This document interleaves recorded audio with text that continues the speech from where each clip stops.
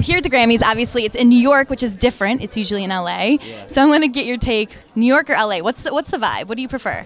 Well, I live in LA, so I'm there all the time. Yeah. And the Grammys are 2 minutes from my house, so it turns into just a zoo of traffic. Like where I live, it's like invading my neighborhood.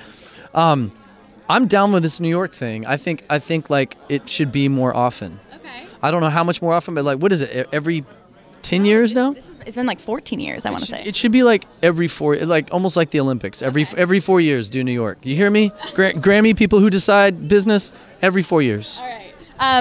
Fans are really excited that you're working with Camila Cabello on her album. And I know the song ended up getting scrapped, correct, that you worked on? No, it's on her. Which one is it then? I did Into It with with Justin Tranter. Yeah. Such an awesome album. The other song we did, Ain't Easy, got scrapped, but then it just hit number. We released it on another act in Canada and it hit #1 last week.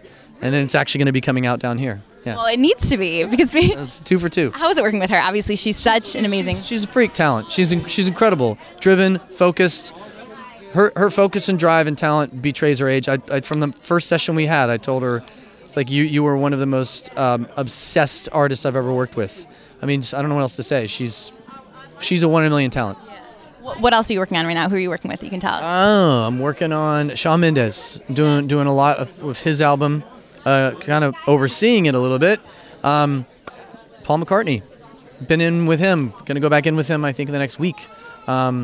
And then it's kind of all over the map. Working on stuff for Ariana. Working with Mr. Andrew Watt. Working.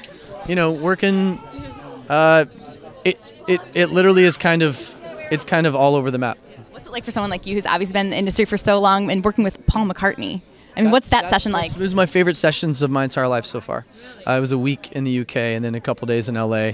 But the week at his studio, it's all Beatles, everything. His studio is all the stuff from Sgt. Pepper, from the White Album, from everything. And he's like, oh, that's the that's the Mellotron from Strawberry Fields, and I remember when I wrote Blackbird, and he's like playing Blackbird, and it's crazy.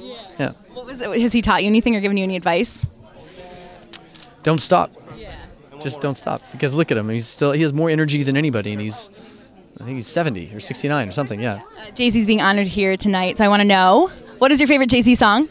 Dirt Off Your Shoulders, because that was the anthem when I moved to LA. That was the track I was obsessed with, and I played that to get in the mood for every writing session. I played it when I went for jogs. I played it from like 03 to 07. I played Dirt Off Your Shoulders probably 9 million times. Really? Yeah. You have to do that. Yeah, sure. I give in a minute. Yeah.